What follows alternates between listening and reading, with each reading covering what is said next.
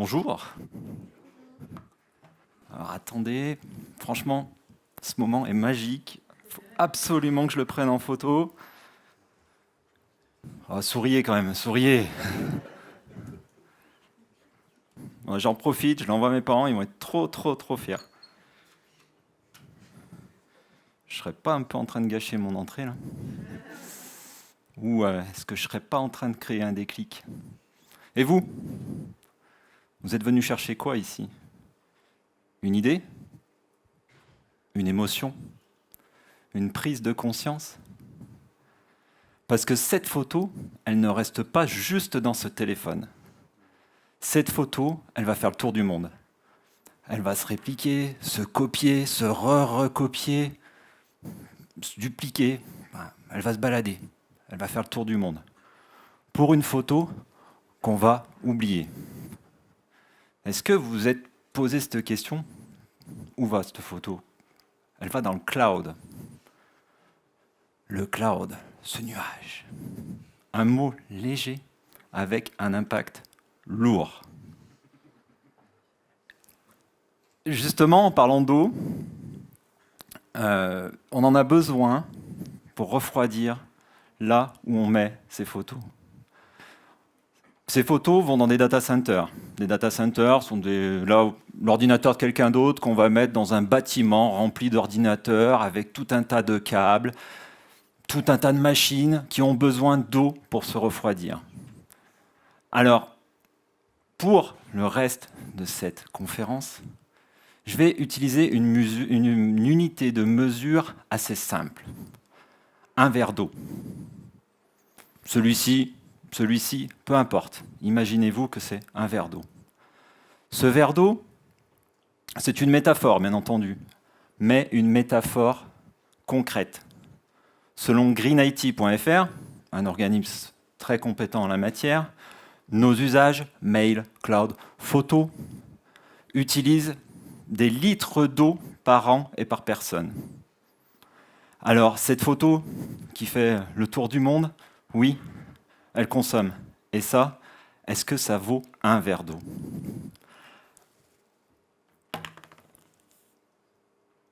Je m'appelle Nicolas Barre, je suis stéphanois, pure souche. Je suis né ici, j'ai grandi ici, j'ai fondé ma famille, j'y travaille, j'ai fondé ma boîte. Et ça fait à peu près 20 ans que je suis dans le numérique et je me pose une question. Est-ce qu'on peut faire tout ça sans tout casser? Alors ça fait, comme je vous l'ai dit, 30 ans, je suis passionné, j'ai vu des projets passionnants, d'autres complètement absurdes. Des applis qu'on développe et qu'on jette au bout de 30 ans, des PC qui marchent encore et qu'on jette à la poubelle, des fichiers qu'on garde au cas où et qu'on n'ouvrira jamais. Et ça, passionné de la tech, j'ai envie de me poser d'autres questions, d'y penser autrement, de prendre du recul.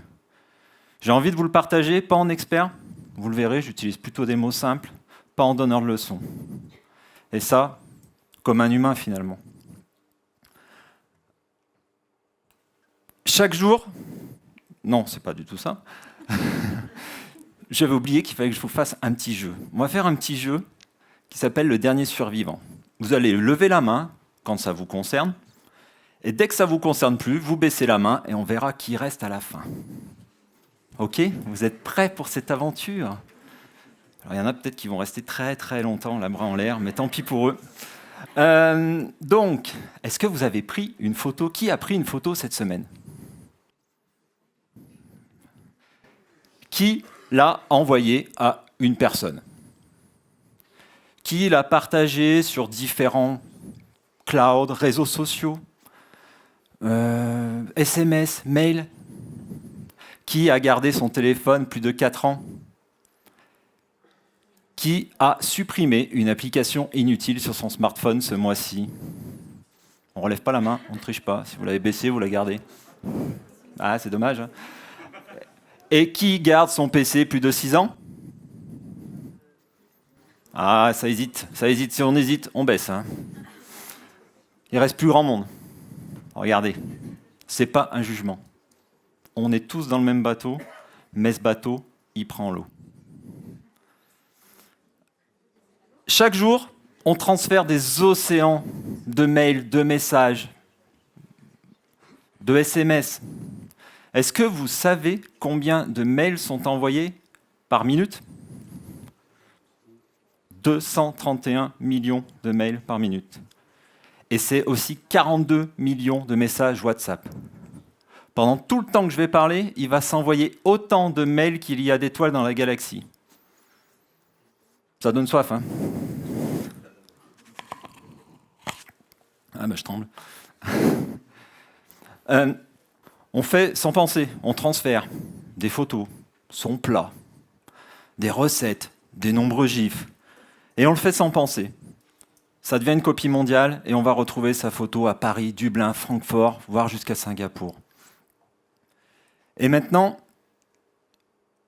l'IA, l'intelligence artificielle. Vous avez sûrement, pour certains, utilisé l'intelligence artificielle pour faire des images, pour vous mettre d'avoir une image en studio Ghibli, ou faire votre propre starter pack, ou faire une autre photo. Vous l'avez tous fait, pour la plupart.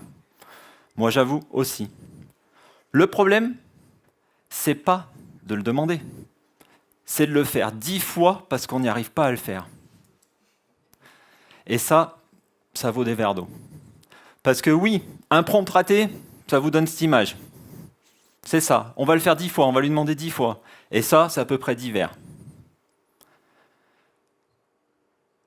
Par contre, le prompt parfait, le vrai prompt, un verre. Donc pour moi, faites attention aux mails, aux prompts que vous donnez.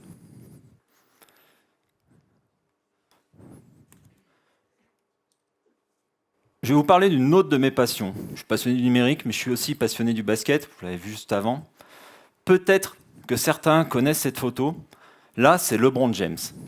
LeBron James, c'est un des plus grands basketteurs de l'histoire. Il est récent, il joue encore. Tout le monde le considère comme le plus grand, sauf moi, parce que je préfère Michael Jordan, mais ça c'est un avis très perso. Là, il est en train de battre le record de points pour un joueur dans sa carrière. C'est beau, hein ? Des écrans, des gens enjoués, des gens émus qui regardent. La vraie photo, c'est celle-ci. La vraie photo, j'avoue, j'ai utilisé l'IA pour la faire. Un prompt, et juste pour vous sensibiliser. Là, on voit les gens non pas illuminés par l'émotion, mais par les écrans. Des centaines, voire des milliers de téléphones. On oublie l'instant, on le partage tout le temps.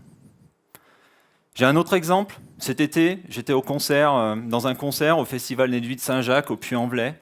Concert de Santa, je vous le conseille. Devant moi, une femme a filmé tout le concert. Et moi, je voyais le concert qu'à travers son écran.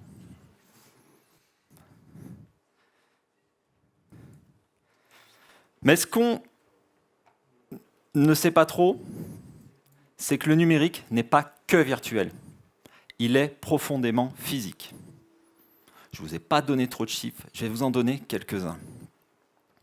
Le numérique, c'est 4% d'émissions de CO2 au niveau mondial. Bon là, ça ne vous dit rien. C'est plus que l'aviation civile.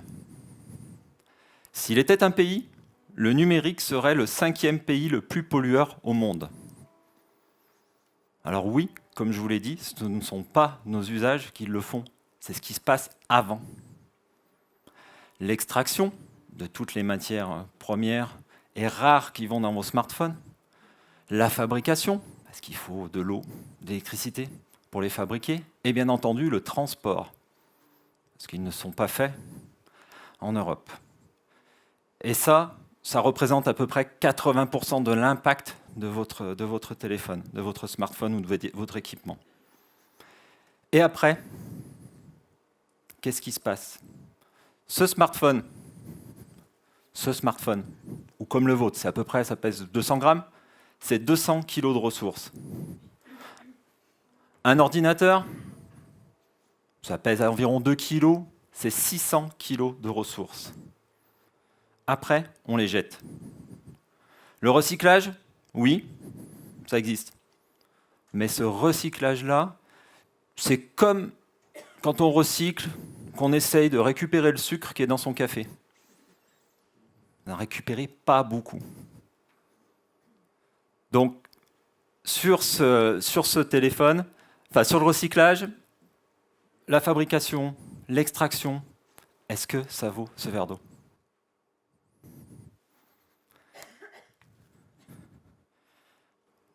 Alors c'est bien beau, je vous ai peint le décor, mais maintenant, je vais vous donner quelques conseils. Je veux qu'on reprenne ce guidon du numérique, qu'on fasse moins mais mieux. Alors pour ceci, je vais vous donner 3 gestes simples à faire chez vous tout le temps. Ces 3 gestes, le premier, c'est allonger la durée de vie de votre matériel. Garder votre téléphone 5 ans, c'est réduire l'impact de 50%. Le deuxième, c'est de nettoyer vos usages. C'est de nettoyer vos usages. Faites le ménage, profitez-en. Supprimez des fichiers que vous n'avez pas ouverts depuis 1 an. Faites le tri dans vos mails, dans vos photos. Déjà, ça fait du bien à vous et à la planète. Et le troisième conseil, c'est de réfléchir à chaque clic. Et posez-vous cette question, est-ce que ça vaut ce verre d'eau? Ah, dernier conseil. Est-ce que ça vaut le coup de partager cette photo en haute définition à tous vos contacts? Je crois que vous avez la réponse. Et ce qu'on peut faire chez soi, on peut le faire dans une entreprise. Et une entreprise, c'est un terrain d'expérimentation, un terrain d'exemple, un terrain où on peut tester des choses. Et là, ce n'est pas un verre d'eau qu'on va faire, c'est des carafes d'eau. Alors, c'est pareil, j'ai 4 astuces, 4 choses à faire dans vos sociétés, dans vos entreprises. 4 choses à faire. Le premier, pareil que chez vous, il faut garder vos appareils plus longtemps, allonger la durée de vie, faites du recyclage, utilisez du reconditionné. Ça ne changera rien aux utilisateurs. Le deuxième, c'est de former à la sobriété numérique. Alors peut-être en faisant écouter ce TEDx ou en utilisant des plateformes qui sont très bien, qui ne coûtent rien, de l'Institut du numérique responsable. Le troisième, c'est d'éco-concevoir vos services.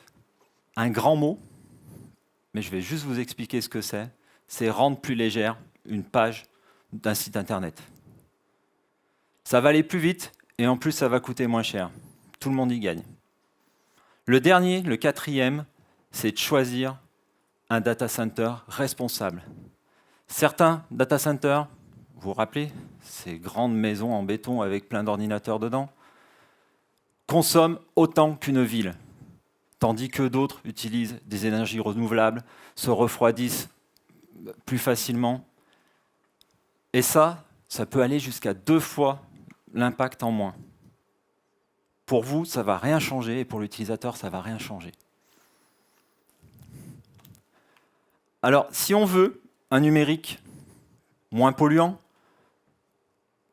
qui nous épuise moins, nous allons devoir faire des choix. Je vais vous en proposer à faire dès cette semaine. Choisir un choix numérique lent. Faire un appel au lieu d'un vocal. Regarder le coucher de soleil, un coucher de soleil au lieu de le photographier. Garder un sourire pour soi. Changer, ce n'est pas devenir parfait. C'est faire mieux, de ralentir un clic à la fois. Franchement, vous êtes super beau. Ça mériterait une photo? Ce serait pas cette fois, je crois. Cette fois, je vais le garder là. Parce que ce que je veux, c'est qu'à chaque fois que vous allez envoyer une photo, que vous voulez envoyer une photo, que vous scrollez, que vous filmez, à chaque clic que vous allez faire, vous vous posez cette question, juste une seconde. est-ce que ça vaut ce verre d'eau? Santé.